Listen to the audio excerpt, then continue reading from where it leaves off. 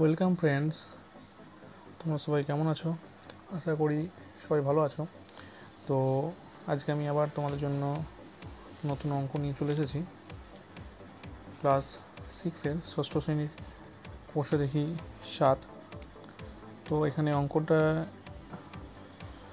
শুরু করার আগে আমি তোমাদের বলতে চাই যে আমি তোমাদের জন্য একটা স্পেশাল ম্যাথমেটিক্স গাইডেন্সের জন্য একটা নতুন ক্লাস শুরু করতে চলেছি, আর যেখানে একদম বেসিক থেকে অ্যাডভান্স লেভেলের অঙ্ক তোমাদেরকে শেখানো হবে।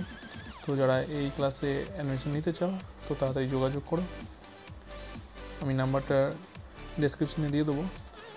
ঠিক আছে, কথা না বাড়িয়ে মূল অঙ্কে আসা যাক। তো কী বলেছে দেখো, প্রথম অঙ্কটা বলেছে বর্গাকার সাদা কাগজে 10x10 সমান বর্গাকার ঘর তৈরি করে আলাদা রং দিয়ে হাতে কলমে 0.5 গুণ 0.9 0.2 গুণ 0.8 এদের মান কত দেখি। তো এই অঙ্কটা আমি তোমাদেরকে করে দেখাবো, তোমরা ঘরটা তোমরা নিজেরা করবে, আমি শুধু তোমাদেরকে মানটা বের করে দেখিয়ে দেবো। ঠিক আছে, তো দেখো 1 নাম্বারটা কষে দেখি, কষে দেখি 7। একদমই নতুন ভিডিও করছি তো সেই জন্য হয়তো পিকচার কোয়ালিটি একটু খারাপ হতে পারে, তো একটু কষ্ট করে দেখে নিও। আমি চেষ্টা করব ভবিষ্যতে পিকচার কোয়ালিটি লাইট একটু ভালো করার, বেটার করার। তো ঠিক আছে, তো 1 নম্বর অঙ্কতে দেখো, এখানে যে অঙ্কটা দিয়েছিল 0.5 গুণ 0.9 এর মানটা আমি তোমাদেরকে দেখিয়ে দেবো। এর মানটা কি হবে না, এখানে 5 9 45 নর্মাল গুণ করে দেবো, দশমিক 45। ঠিক আছে, আরেকটা দেওয়া আছে 0.2 গুণ 0.8, এটা কী হবে দশমিক 16। তো আশা করি তোমরা এটা বুঝতে পেরেছো। তো চলো 2 নম্বর অঙ্কটা দেখি। 2 নম্বর অঙ্কটা কী বলেছে, মিঠু 4টি খাতা কিনবে, একটি খাতার দাম 12.75 টাকা হলে মিঠুকে কত টাকা জোগাড় করতে হবে হিসাব করি। আচ্ছা, তোমরা আমাকে শুধু এটা বলো যে একটা খাতার দাম যদি 12 টাকা 75 পয়সা হয়, মানে এই দশমিকের বাঁ দিকেরটা হচ্ছে টাকা আর এই দিকেরটা হচ্ছে পয়সা। এটা তো আমরা সবাই জানি, ক্লাস 5 আমরা সবাই শিখেছি। তো একটা খাতার দাম যদি 12 টাকা 75 পয়সা হয়, তাহলে 4টি খাতার দাম নিশ্চয়ই বেশি হবে কি না? বেশি হবে। তাহলে আমরা জানি কি, এটা আমরা যোগ হিসাবেও করতে পারতাম, কিন্তু আমরা এর আগে শিখেছি যে একই সংখ্যা যদি বারবার হয়, অর্থাৎ একটি খাতার দাম 12 টাকা 75 পয়সা, তাহলে এরকম আমি 4 বার লিখবো 12 টাকা 75 পয়সা 12 টাকা 75 পয়সা করে, সেটা যদি করি সেটা ঠিক হবে। কিন্তু আমার এখানে নিয়মটা কী বলছে, আমাকে নিয়মে এখানে কী করতে বলে, কী করতে হবে না, গুণ করতে হবে, তাই তো। তার কারণ একটি খাতার দাম, একটি খাতার দাম 12 টাকা 75, এটা 12.75 টাকা। তাহলে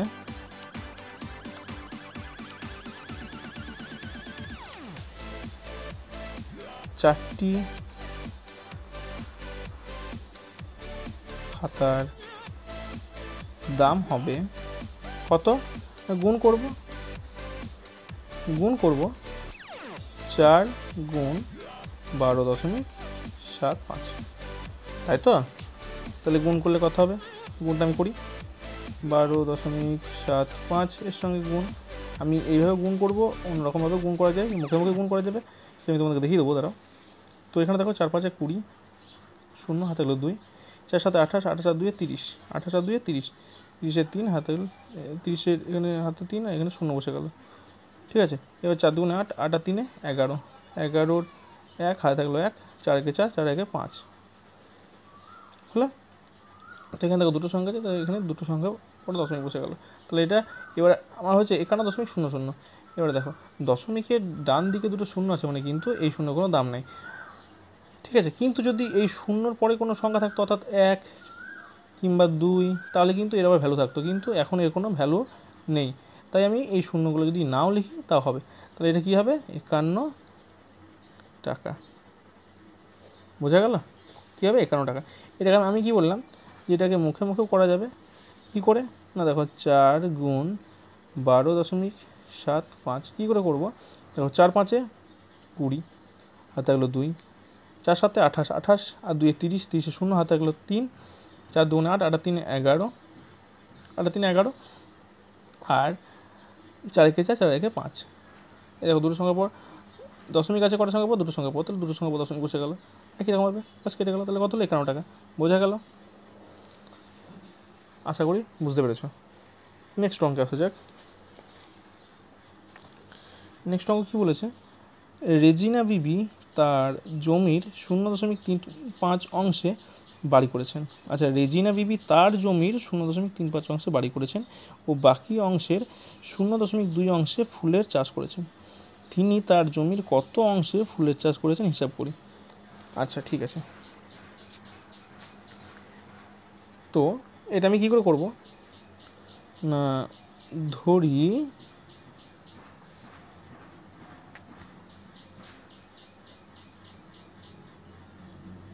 রেজিনা বিবির মোট জমির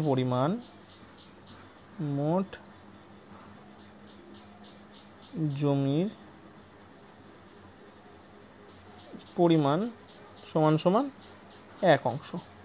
কত সেটা তো আমি জানি না, তো আমি এটা 1 অংশ করে নিলাম। এর আগে আমি যেভাবে অঙ্ক করেছি আমি তোমাদেরকে সেইভাবেই অঙ্কটা করিয়ে দিচ্ছি, ঠিক আছে? এই 1 অংশ ধরে আমরা এর আগে অঙ্ক করেছি, তোমরা সবাই জানো, তো আমি সেইভাবেই অঙ্ক করলাম 1 অংশ করে। এবার কি বলেছিল না, তার জমি 0.35 অংশে বাড়ি করেছেন। তাহলে 0.35 অংশে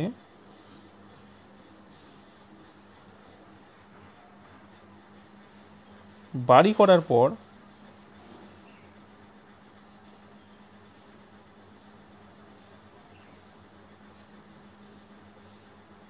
অবশিষ্ট জমির পরিমাণ কত, তাহলে মানে এই অংশটা তো তিনি বাড়ি করেছেন, তাহলে সেই বাড়িটা কোথা থেকে করেছেন, এই 1 অংশ জমি থেকে করেছেন।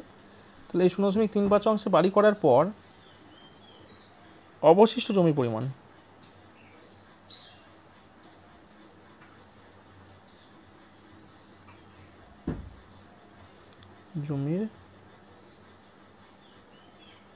পরিমাণ কত না, এই 1 অংশ থেকে এই অংশটাতে বাড়ি করে ফেলেছেন। তাহলে তো তার জায়গাটা মানে যে ফাঁকা জায়গা ধরো ছিল, সে 1 অংশ ধরে ফাঁকা জায়গা ছিল, সেই ফাঁকা জায়গা থেকে আমি তো এই অংশটাতে আমি তো বাড়ি করে ফেলেছি, তাহলে আমার তো এখান থেকে জায়গাটা কমে যাচ্ছে, ফাঁকা জায়গাটা তো কমে যাচ্ছে।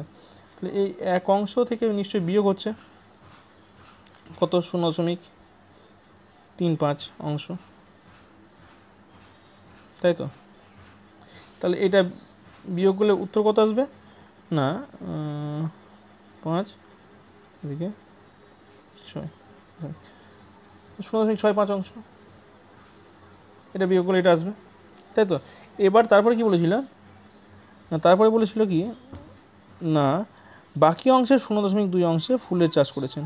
তাহলে বাকি অংশ কোনটা আছে, বাকি অংশ 0.65 অংশ, এটাতে বাকি অংশ, তাই তো? তাহলে রেজিনা বিবি তার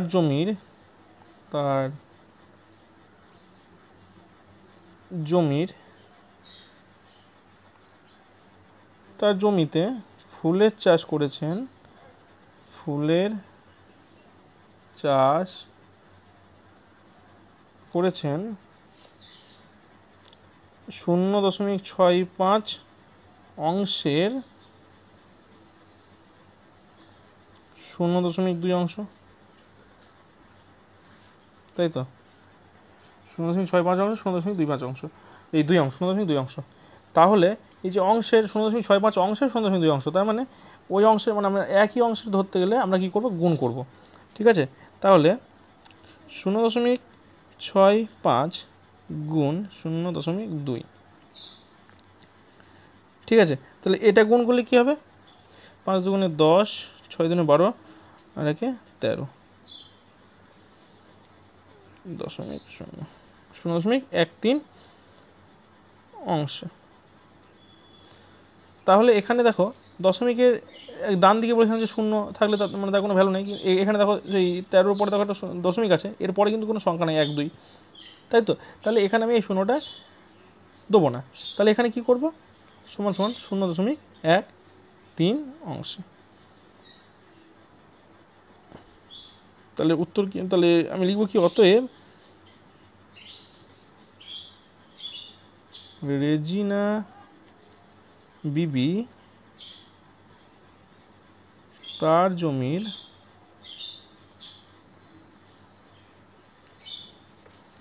0.13 অংশে ফুলের চাষ করেছেন। 0.13 অংশে ফুলের চাষ করেছেন। তো আশা করি বুঝতে পেরেছ। আচ্ছা, তারপরের অঙ্কটা 4 নম্বরটা কি বলছে না, আমার কাছে 150 টাকা আছে, আমার টাকার 0.3 অংশ দিয়ে খাতা কিনলাম এবং আমার টাকার 0.4 অংশ দিয়ে গল্পের বই কিনলাম। এখন আমার কাছে কত টাকা পড়ে আছে হিসাব করি। তাহলে আমার কাছে কত টাকা ছিল, 150 টাকা। তাহলে আমার কাছে মোট টাকা আছে, কত টাকা, টাকা ছিল ধরো 150 টাকা, তাই তো? তাহলে আমি যেটাই কিনেছি সেটা তো আমার এই 150 টাকা থেকেই তো আমার টাকাটা নেবে। আমি টাকা দেবো তবেই না আমাকে জিনিস দেবে দোকানদার, তাই তো? তাহলে কি বলেছিল না, আমার টাকার 0.3 অংশ দিয়ে খাতা কিনলাম। তাহলে আমার টাকার 0.3 অংশ দিয়ে খাতা কিনলাম, তাহলে আমার কাছে কতটা ছিল, 150 টাকা। তার 0.3 টাকা দিয়ে 0.3 টাকা দিয়ে কী কিনেছিলাম, খাতা, তাই তো? তাহলে কত টাকা হবে, না তোমার 3×15 45 টাকা, 45 টাকা। বেশ, এবার বলছে এবং গল্পের বই কিনেছিলাম, এবং গল্পের বই কিনেছি 0.4 অংশ দিয়ে। তাহলে সেটা কোথা থেকে, সে 150 থেকেই, 150 গুণ 0.4, তাহলে 0.4, তাহলে 4×15 60 টাকা, 60 টাকা দিয়ে, তাই তো? বেশ, সুতরাং আমাকে এবার কি বলছে, বই কিনলাম, এখন আমার কাছে কত টাকা পড়ে আছে হিসাব করি। তাহলে আমি এই টাকাটাও কিনেছিলাম, জিনিস কিনেছি, এই টাকাটাও জিনিস কিনেছি, তাহলে এই দুটো টাকা তো আমাকে দিয়ে দিতে হয়েছে দোকানদারকে, তবেই না আমাকে জিনিসগুলো দিয়েছে। তাহলে এই টাকাটা আমার কাছে নিয়ে নিয়েছে, বাকি টাকাটা আমাকে ফেরত দিয়েছে। তাহলে মোট খরচ কত টাকা হয়েছে কী করে আমি বের করবো, না এখানে 45 টাকা গিয়েছে আমার, আর এখানে গিয়েছে 60 টাকা। তাহলে এটা হচ্ছে মোট খরচ। তাহলে 60 আর 45 যোগ করলে কত হবে, 5 6 × 10, 105 টাকা, তাই তো? এবার আমার কাছে ছিল কত, এখন আমার কাছে কত টাকা আছে, আমাকে এটা বের করে দিচ্ছে। এখন আমার কাছে কত টাকা পড়ে আছে হিসাব করি। তাহলে আমার কাছে অতএব বর্তমানে আমার কাছে আছে এই 150 টাকা থেকে 105 টাকা চলে গিয়েছে, বাকি টাকাটা আমার কাছে আছে, তাহলে কত টাকা আছে, 5 × 10, 5 × 10, আর তাহলে 5 থেকে 1 বাতিল হয়েছে 4, 45 টাকা সমান 45 টাকা। তাহলে এখন আমার কাছে কত টাকা পড়ে আছে, না অতএব এখন আমার কাছে 45 টাকা পড়ে আচ্ছা, তো আশা করি সবাই বুঝতে পেরেছো। বেশ, এই হচ্ছে 4 অঙ্ক। যদি কোনো জায়গায় বুঝতে না পারো আমাকে অবশ্যই কমেন্ট সেকশানে কমেন্ট করে জানাবে, আমি আনসার দেওয়ার চেষ্টা করব। 5 নম্বরটা বলেছে, আজ আমরা মোটর গাড়িতে 94.5 কিমি পথ যাব। 1 কিলোমিটার যেতে ওই মোটর গাড়ির 0.07 লিটার পেট্রোল খরচ হয়। আচ্ছা, হিসাব করে দেখি আমাদের মোট কত লিটার পেট্রোল দরকার। তাহলে আজ আমরা মোটর গাড়িতে করে এত কিলোমিটার পথ যাব, মোট পথ হচ্ছে 94.5 কিলোমিটার। 1 কিলোমিটার পথ যেতে মোটর গাড়িটার তেল লাগে 0.078 লিটার পেট্রোল খরচ হয়। এইটা খরচ হয় 1 কিলোমিটার যেতে এই তেলটা খরচ হয়। তাহলে এতটা পথ যেতে আমাদের কতটা তেল খরচ হবে। তাহলে কি লিখব না, 1 কিলোমিটার যেতে মোটর গাড়ির পেট্রোল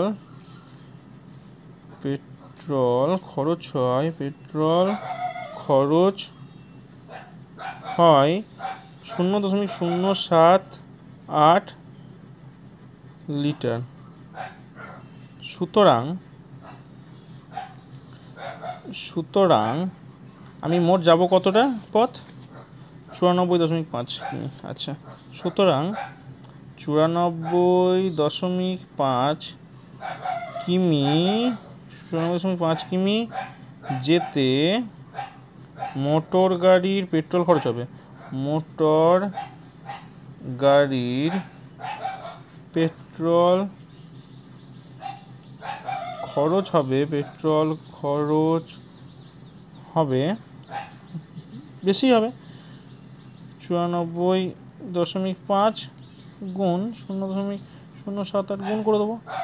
তার কারণ কি, 1 কিলোমিটার পথ যেতে যদি আমার 0.078 লিটার পেট্রোল খরচ হয়, তাহলে 94.5 কিলোমিটার পথ যেতে তো আমার আরও বেশি লাগবে। তাহলে ওই পার কিলোমিটার আমার 0.078 লিটার করে পেট্রোল খরচ হচ্ছে।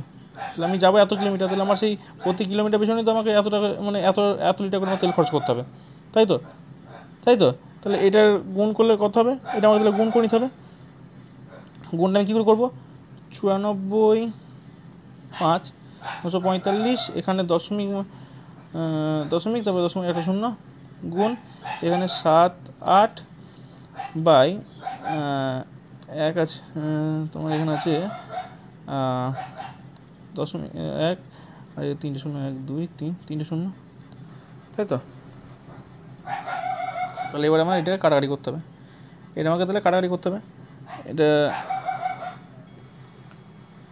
তো এখানে তাহলে কী করবো না, এটা জোড় সংখ্যা, আমরা জানি কি কাটাকাটি করতে হয় উপর নিচু আর কোনাকুনি, তাহলে উপর নিচু কাটাকাটি হবে, এটা উপর নিচু কাটাকাটি হবে, আর নাহলে কোনাকুনি, পাশাপাশি আমরা কাটাকাটি করতে পারি না। তো এখানে 2 5 10, এটা হবে 2 3 6 18, তাহলে 2 9 18 39, এখানে 5।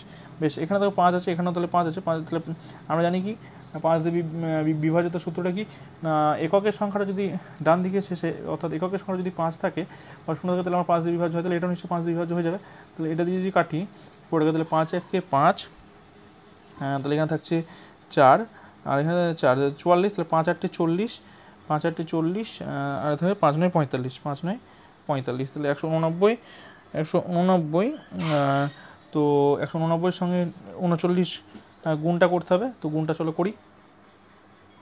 তো এই গুণটা করলে তোমার উত্তর আসবে তোমার 7 3 7 1, গুণটা তোমরা নিজেরা করে নাও, ঠিক আছে। আমার এটা গুণটা করা ছিল, সেই জন্য আমি এখানে একদম ডাইরেক্ট বসিয়ে দিলাম। তো 7 3 7 1। তো এরপরে দেখো এখানে নিচে 1000 আছে, 1000 বসালাম। তো এটা আমার কি আছে, অপ্রকৃত ভগ্নাংশ দেখো হয়ে আছে। তো এটাকে আমি দশমিক ভগ্নাংশ করে নেবো। কী করে করবো না, 7 3 7 1, এটা আমি বসিয়ে দিলাম।